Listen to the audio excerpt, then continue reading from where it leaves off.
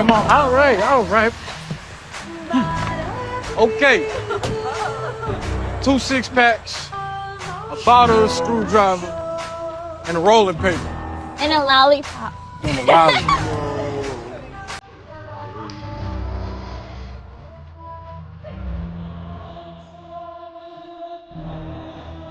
All right, Pop.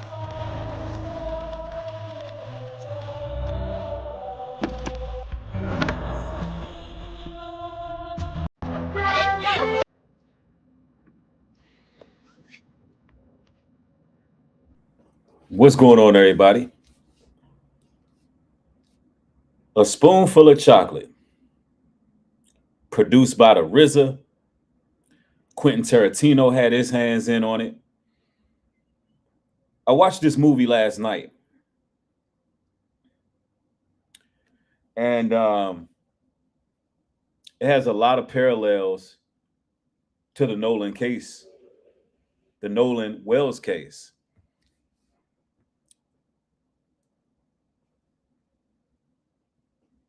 This movie got me to thinking, not only about the Nolan Wells case, but the history of America and the questions that people are afraid to get answers for.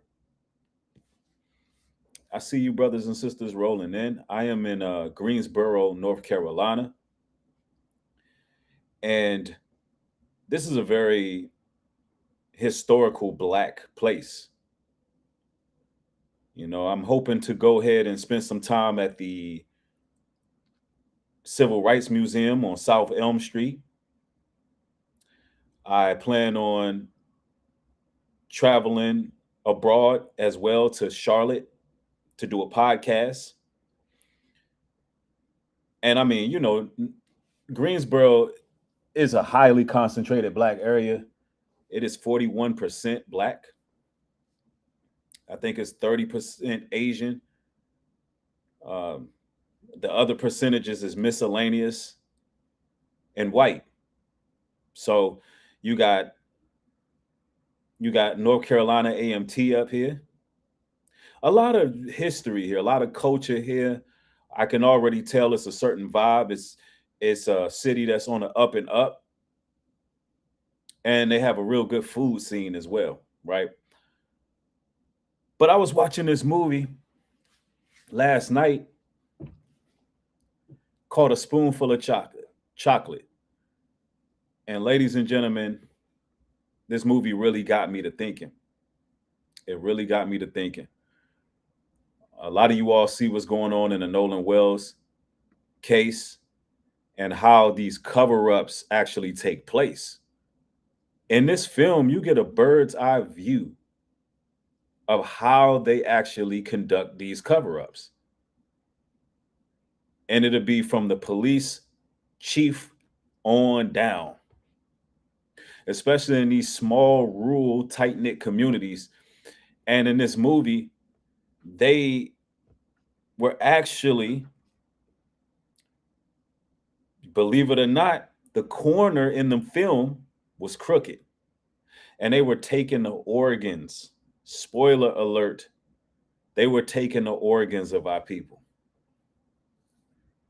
And from the police chief on down to the coroner's office, they were corrupted. And it seems in towns where they outnumber us, it seems like the citizens that happen to be melanated become test subjects to a degree. But they only could do this when they outnumber us, though. This is what I learned about the dominant society, the dominant culture. They like areas where we're few and far in between. It's easy pickings. They like soft kills. They like when the majority of the community is on code with them.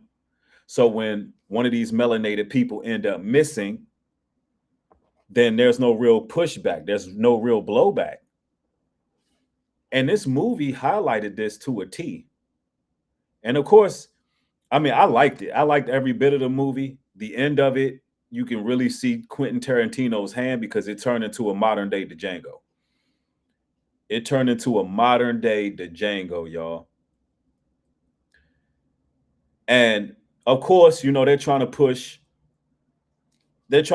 racial divide and racial tension. However, they're also revealing the insurrection spirit that has been culminating in our people for a long time. Because that insurrection spirit is there. It happened. It happened back in. It happened with Nat Turner, Toussaint Louverture, and the Haitian Revolution. It happened with the indigenous people, the Seminoleans, our people, when we revolted in the South and it was up and it was stuck. See, people don't know the history.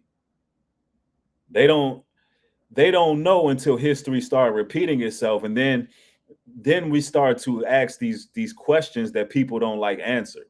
But you know, we're going to evaluate these questions and we're going to give some answers. I see y'all rolling in. Somebody say I'm gonna tap in for show for the research. Yup. I'm glad y'all here. I'm gonna skip all the theatrics today. We just gonna chop it up and get right into it. And I'm telling you, that movie was something else. A lot of y'all are going to be very excited about this one.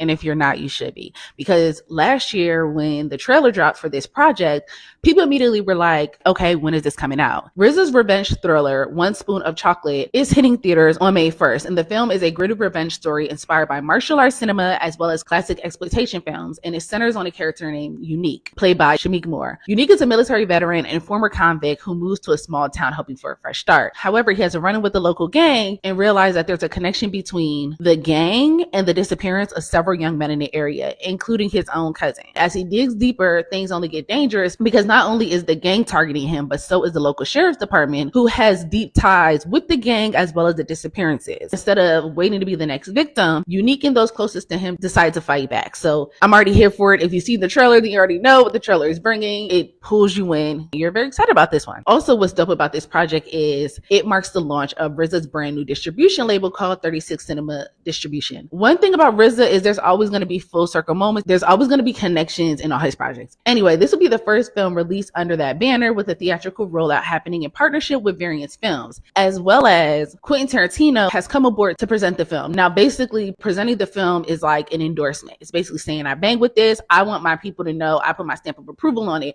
so y'all need to go support it. And this connection just makes sense because RZA and Tarantino have a long history. RZA composed the score for Kill Bill Volume 1, Kill Bill Volume 2, and Tarantino produced RZA's directorial debut, The Man with the Iron Fist. So this connection is just like the next notch on their creative belt. You know what I'm saying? Anyway, if you've seen the trailer and you loved it, save the date because May 1st is time to pull up. Are you excited about this project? Let me know your thoughts. I'll see you in the comment section. Well, I finally watched it, and we got to talk about this, ladies and gentlemen. You know, we got to talk about it because sometimes movies are just entertainment, and sometimes movies act as a mirror. You know, after I seen Spoonful of Chocolate, I couldn't help but to notice that many of the themes in this film reminded me of a lot of conversations that we've had on this platform within the last couple of days, ladies and gentlemen, the last weeks.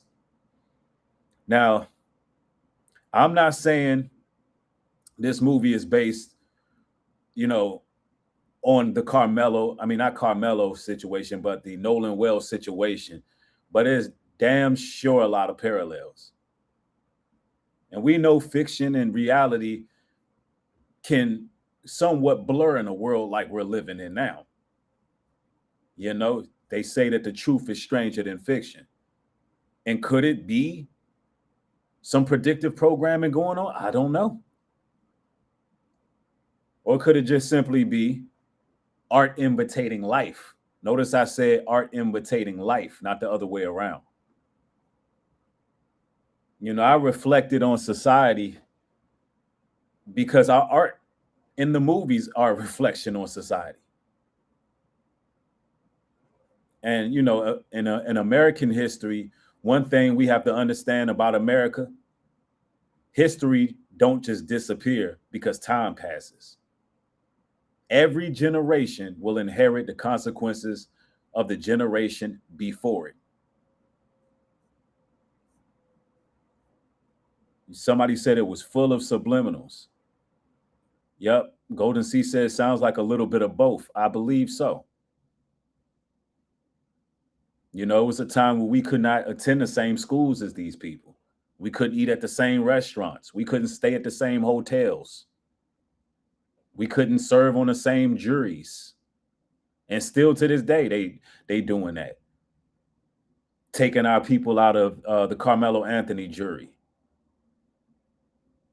And these aren't opinions. These are historical facts. We don't get equal protection under the law, and those are historical facts. Now, I want to give y'all some updates to what's going on as well with this the Nolan Wells situation, and just draw some parallels. We're going to get to that. Don't ever watch One Spoonful of Chocolate. It's so terrible and offensive to the people it's supposed to be for. One Spoonful of Chocolate is about a convict that wants a fresh start in a small town, but ends up dealing with very racist people. Okay. I'm going to get her take on it too. Okay, and it's an action thriller satire kind of movie. I knew it was going to be spicy because Quentin Tarantino is an executive producer, and it's written and directed by RZA, which is interesting, but I knew it was going to be crazy. Now, I haven't seen the movie yet, but my response to how pissed off my friend was, okay, there's probably lots of N-words, to which he said, there's so many N-words. Again, not surprising. Quentin Tarantino likes the N-word like it's salt. And again, RZA is the writer and director, but I'm sure Quentin Tarantino was over his shoulder like, yeah, sprinkle the N-word. Make sure you say it right there. There too. Make sure. Yeah. I will be going to see this today. I was a little interested in seeing it with a message like that. I want to see what's going on. It's RZA writing, directing. Like I said, Shameik Moore is the star. Quentin Tarantino's executive producing. And the premise, it sounds like a mess, but I'm curious if this movie is interesting to y'all, if you plan to see it, or if you just think it's going to be some bullshit. Hey, you can watch it on Amazon Prime. And the movie was good. I mean, it's a modern day, it's just like the Django, but, in modern times, really. It was a big revenge plot. It was carried out. The acting was good. RZA pretty much casted everybody, because the same brothers that played in the Wu-Tang series that was coming on Hulu, those are the same people that was in the film, pretty much. And it uncovers some things on many levels, And ironically, I'm here in Greensboro, North Carolina, as I'm streaming this stream right now. And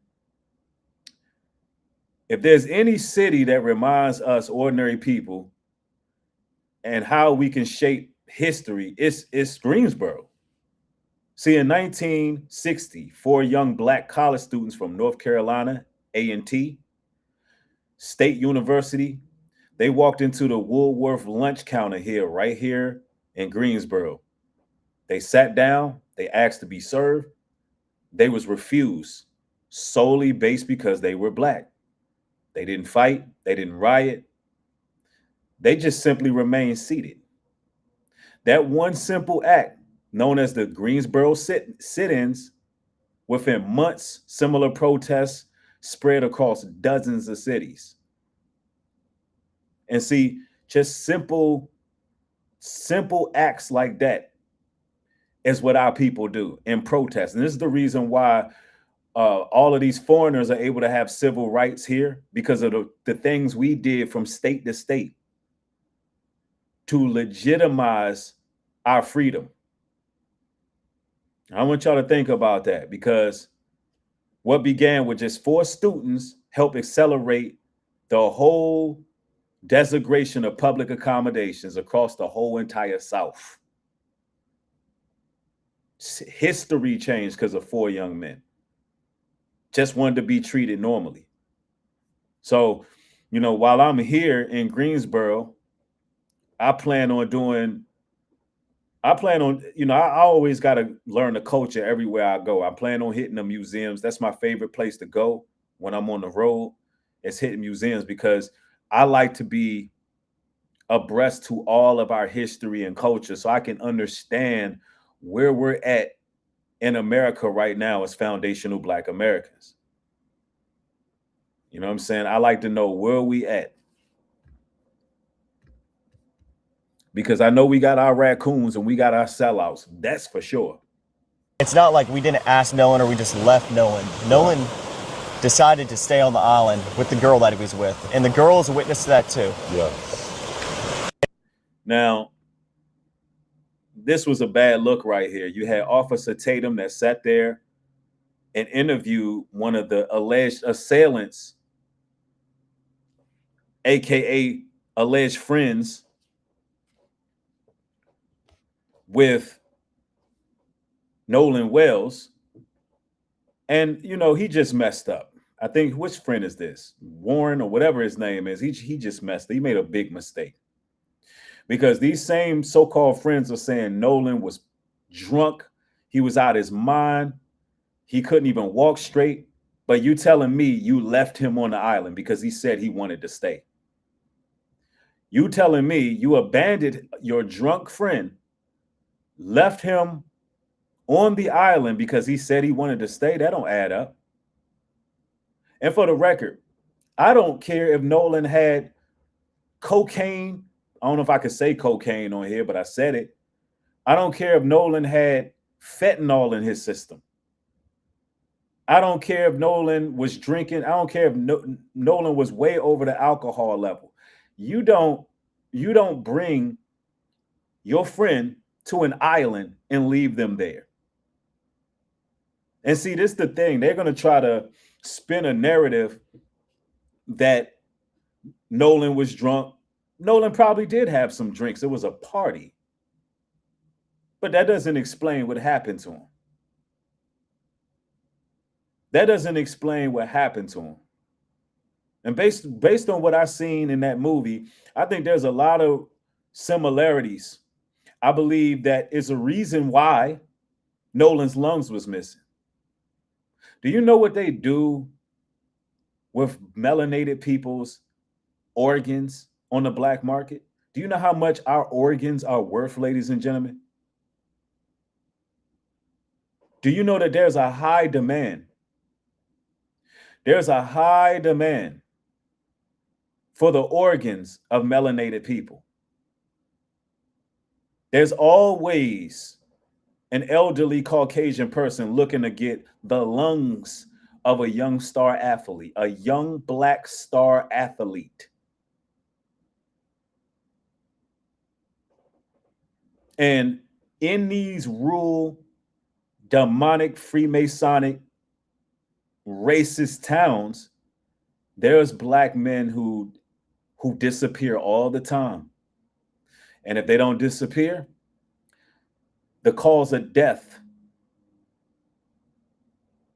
is always called an accident. That's what was happening in that movie, y'all. I mean, it was just anybody this group of thugs had beef with. I want y'all to think about how they did it. Here's how the hierarchy worked in the film, right? You had a gang of white teenagers to young adults. They were going around with their baseball bats, just wiping out whatever black person they made enemies with, right? The police would cover it up. They had a doctor that would transport the organs and get everybody paid. The coroner's office would lie about the cause of death. And there's one scene in the movie where a black woman worked in the coroner's office, and there's a young brother that comes in and he's beat to a bloody pulp. They beat him to death. And you could just look at the fact that he was beat to death. And they called it a car accident. And she was like, surely these wounds are not synonymous to a car accident. And the guy was like, look, when you go to college, for thus amount of years and get this degree, then you can diagnose. Then you can diagnose them. Till then, you sign this paper or you're going to be without a job. Straight up. That's how they get down, where the whole town be intimidated. The whole town will be intimidated because they got to live. They got to be able to survive. And so when you see one of these Uncle Toms or whatever you want to call them, these Sambo super soldiers like Officer Tatum working overtime to try to prove someone's innocence, when our people been dying under strange circumstances, especially down south. The cover-ups been real. That's how they were able to make a movie like that. Yes, the name of the movie is Spoonful of Chocolate. I mean, it's kind of gory now. It's a Quentin Tarantino film.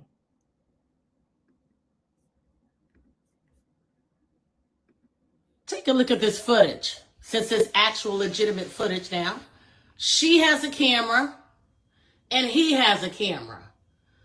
So somebody else has footage of Nolan Wells that is not coming forward.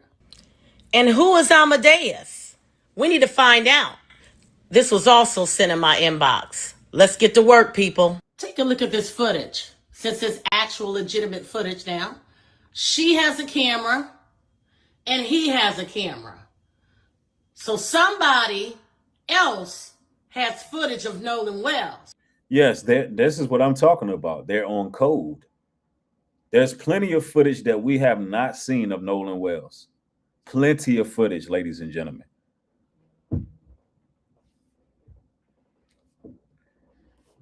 Plenty of footage, but they're on code.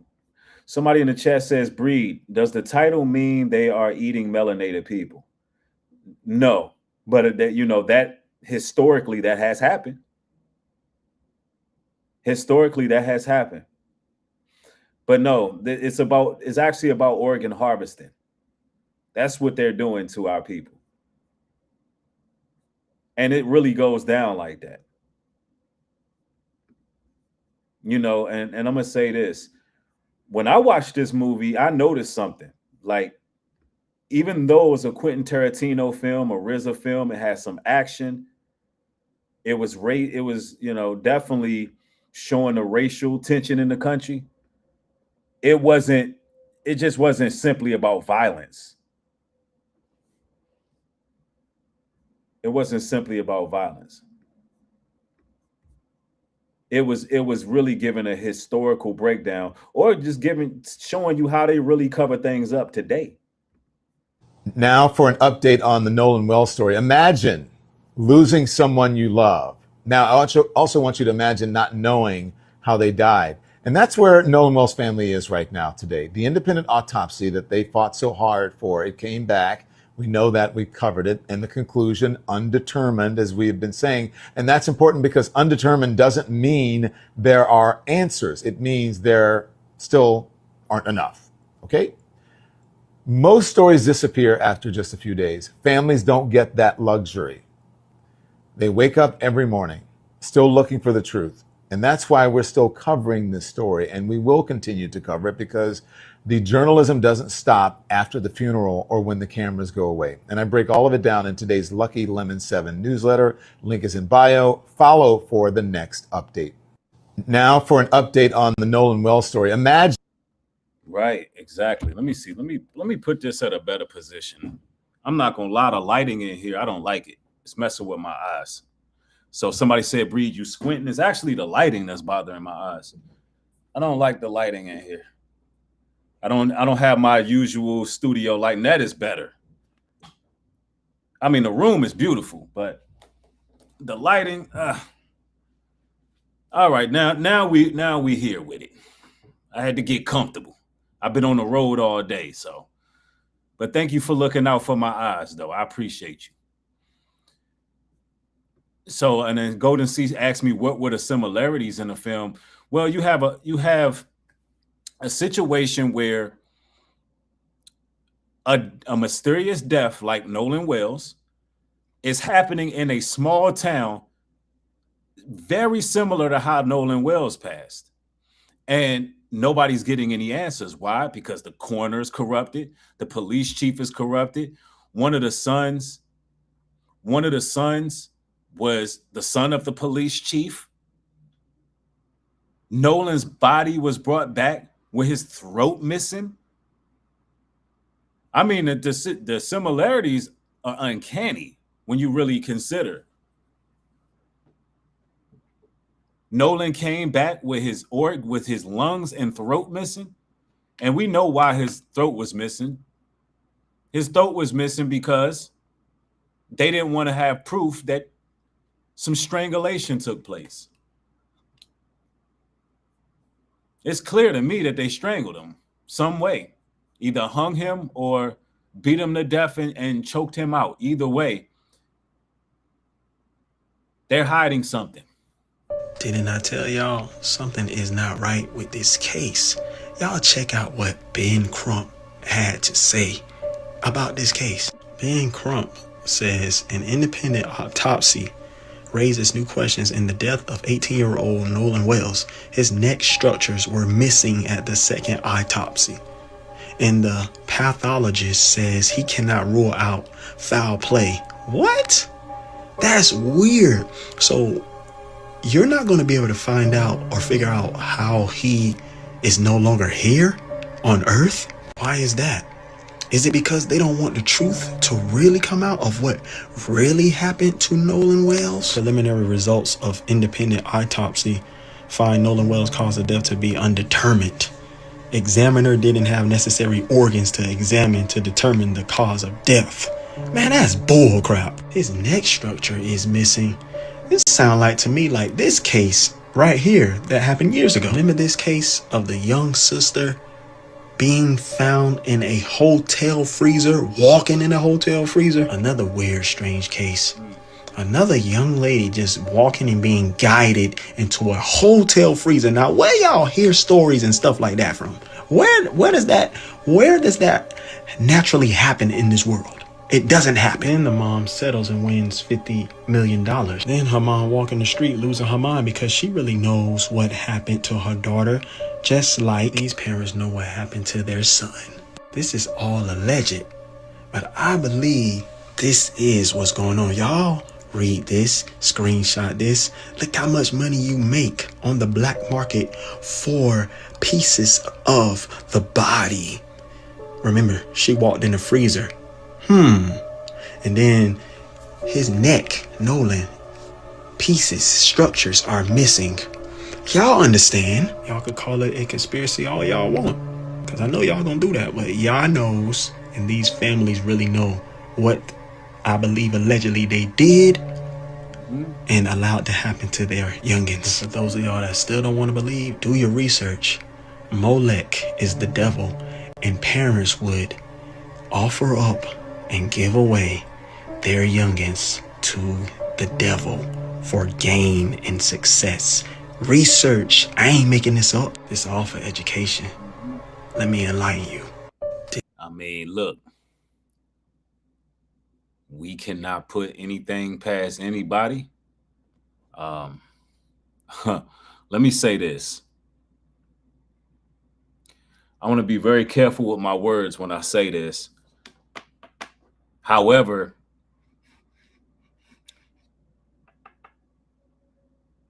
the black market is very real, and they call it the black market for a reason. And as far as Moloch worship goes, the Bible speaks very clear about people who would sacrifice their children, their sons and daughters, for fortune and fame. And I'm not saying that happened to Nolan. I'm not saying that. But I'm saying throughout history, it has happened with high-profile cases in order to spin some narrative or some agenda. Now, there's people out there. The reality of the situation is there's people out there who stand to gain from people being missing and people not asking questions, or people mysteriously dying and people not asking questions. See, brothers and sisters like us who are speaking up, speaking out, listen, we kind of like put a little target on our back because we're not supposed to talk about this stuff, but it's the reality. America has an underworld, and they're showing it in the movies. History is repeating itself. History repeats patterns. So when we talk about Moloch worship, listen, we're seeing blood sacrifices now. We're seeing different names, different decades, different technology, yet many of the same things are happening.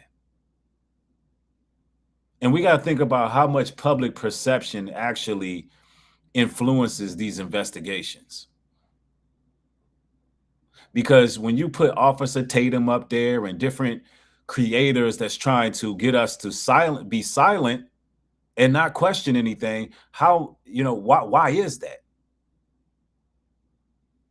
How much does the media shape opinions before facts are fully known?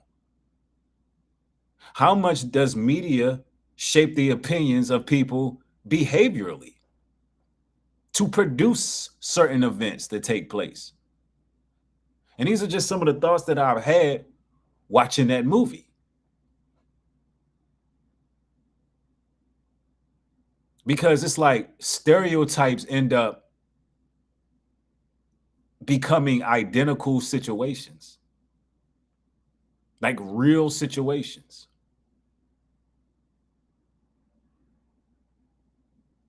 Somebody said you done open up a can of worms with that one. I'm telling you, these are the things we got to think of, y'all. I'm telling you. To make it public with no evidence that anything actually was afoot here, just a hunch. That says all I need to know about some people's motives in this situation. Family says the possibility that their son accidentally drowned and was to make it public with no evidence that anything actually was afoot here, just a hunch. That says all I need to know about some. That lady who said exactly had her white fragility stroked, her ego stroked. Because the burden of proof should be on the investigators. The burden of proof that there was no foul play should have been on the coroners. The burden of proof that there was no foul play should have been on the system itself. And now the straw man argument is, since we don't know, we can't assume. Although America's history of lynchings, particularly in Mississippi, we're not allowed to use observation. So the argument now becomes, well, since we don't know, you guys are foolish for even questioning it. Mind you, all we're doing is looking for justice. We want the truth to come out. I can assure you, if the truth was to come out tomorrow that Nolan Wells died accidentally, with all full transparency, then I'm pretty sure that most people would be relieved. We don't want to stomach the fact or stomach the possibility that these people lured Nolan onto an island where they corralled him and did God knows what to him, held him hostage, beat him to death, strangled him. We don't want to stomach that. We don't want to stomach it. But if it's the truth, we want to know the truth so justice can be served.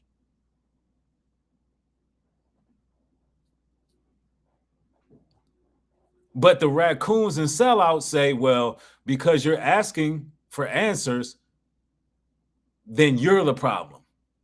You're fueling racial tension because you want justice.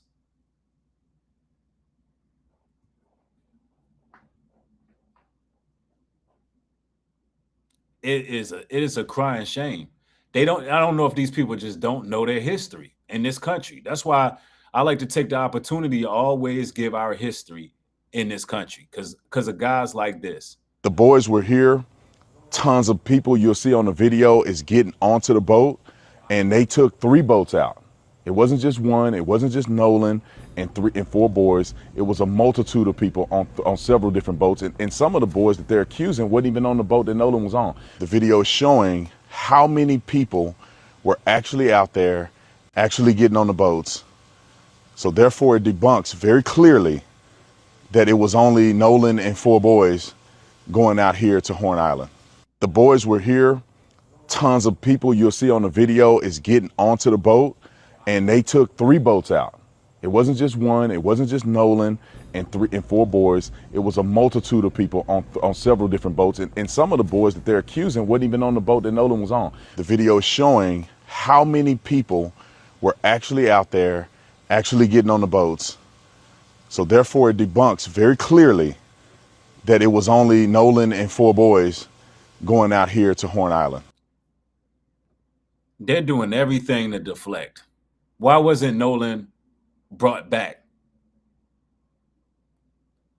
And that's according to them. I believe Nolan was brought back. But according to them, why wasn't he on any of those boats to go back home? See, the Nolan Wells case is very similar to the movie Spoonful of Chocolate. If y'all haven't seen it, I need y'all to watch that movie. It's going to really open your mind. I'm not claiming that the movie tells us what happened, but what I am saying is it does raise up some questions. You know, those questions that we desire answers for, like transparency. A movie like that show you how they hide the transparency, how they're able to get away with murder, how they're able to get away with harvesting our organs. And then you got this devil here trying to cape for some people. Let the investigators do their job. Let the grand jury do its job. It's going to a grand jury. Let that do what it need to do.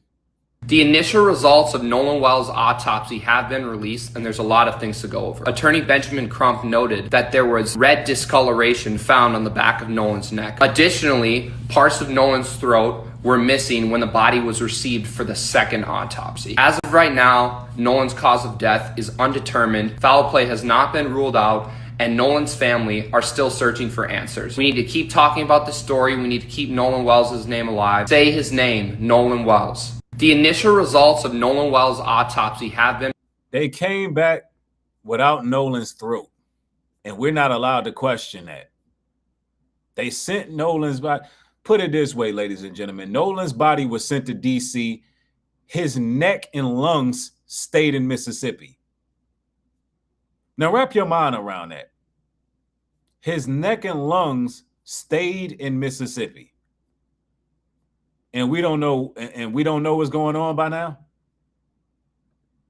Now, we're also not going to skip over the fact that the timing was strategic in them putting out the interview of Warren Hudson, who is one of the boys who was on the boat that day with Nolan Wells, and just so happens to be the son or the stepson, whatever, of Judge Ashley Cole. It is no coincidence that on the day that Ben Crump announced that the independent autopsy results were going to be made available, that this interview came out. I also just want to point out that in Ashley Cole's original statement, she said that the reason she deactivated their social media was because we live in an age of clickbait.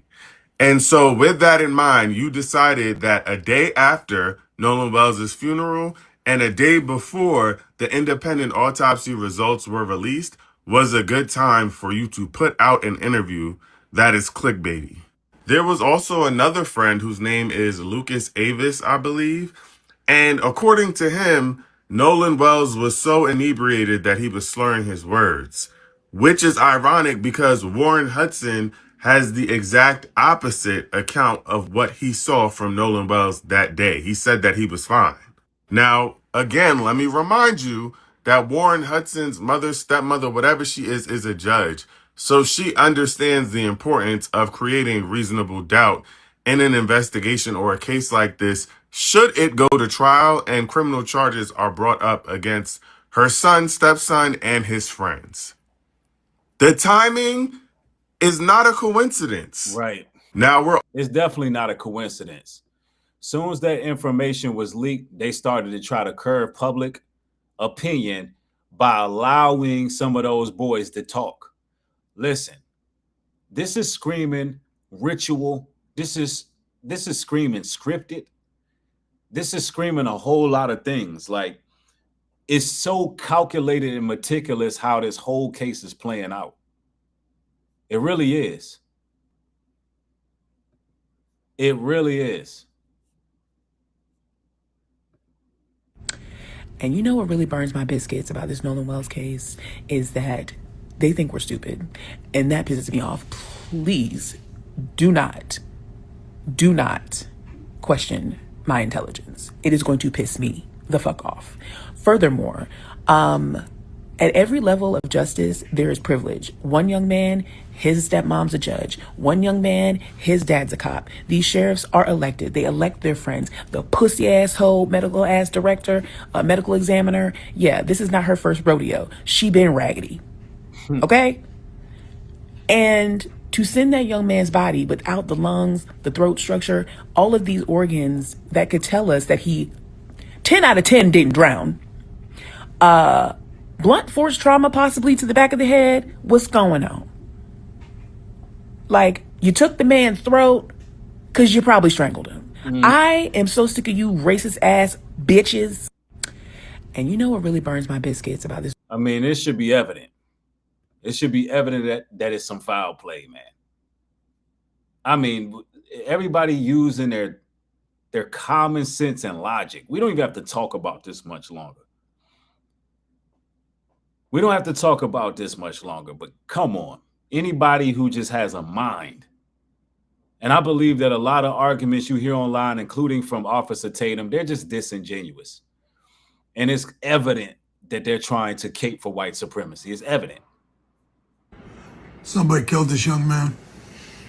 Somebody killed this young man.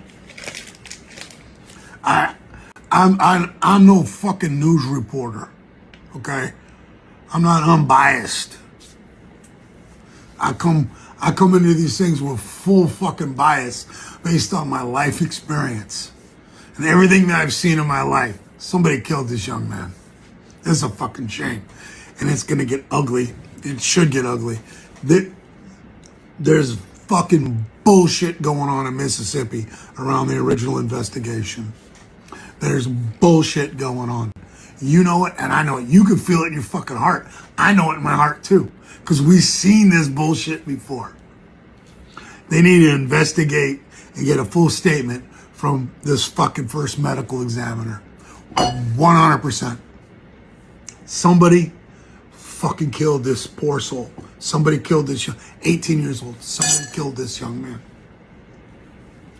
This is why I'm constantly talking about the fact that we got to stay on everybody's neck to get real answers for the things that happen in our community, to our friends, to our neighbors, to our family, because it's just a bunch of fucking lies. And yeah, I know, fucking, we gotta wait till the investigation,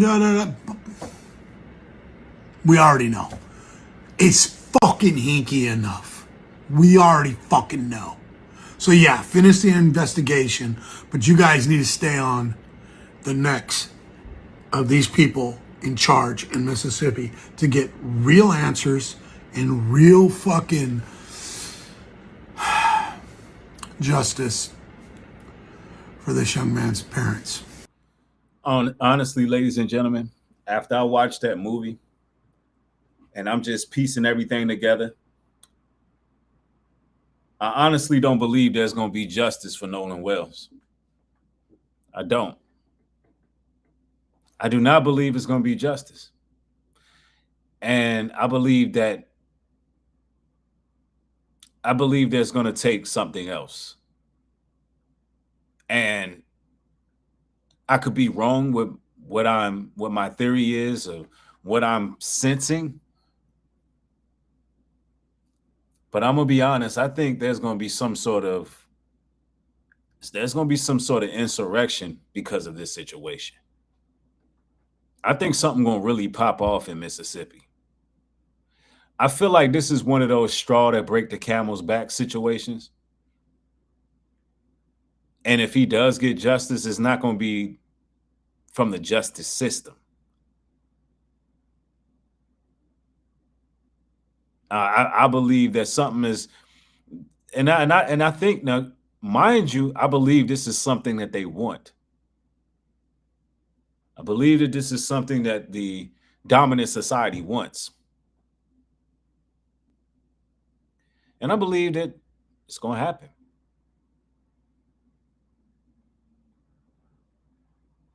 I do. I don't think they're going to give him justice, but I believe something will happen.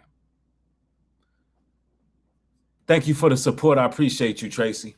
Thank you, thank you, thank you. I might not be myself right now because I've been on the road all day. I'm a little bit tired. I'm actually probably going to get some rest. It's going to be an early night for me.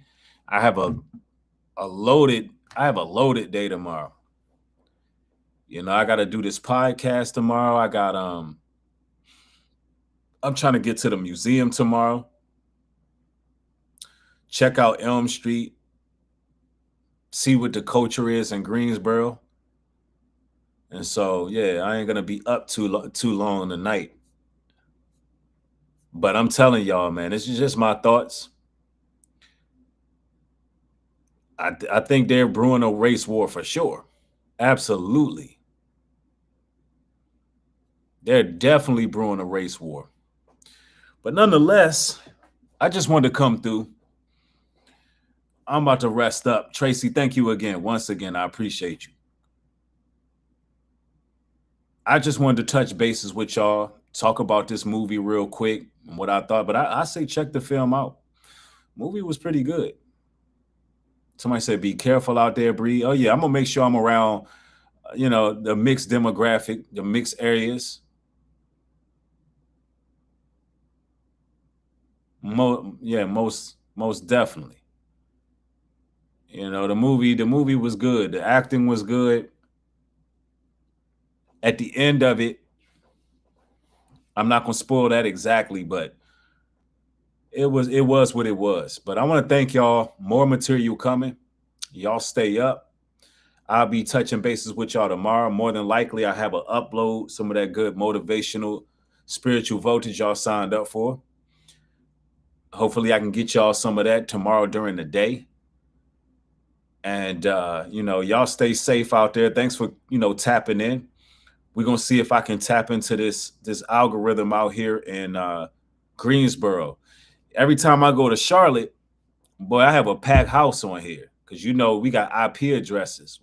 All the content creators in certain cities I go, it's more volume than others. When I go to Charlotte, boy, we be having 2,000 people watching.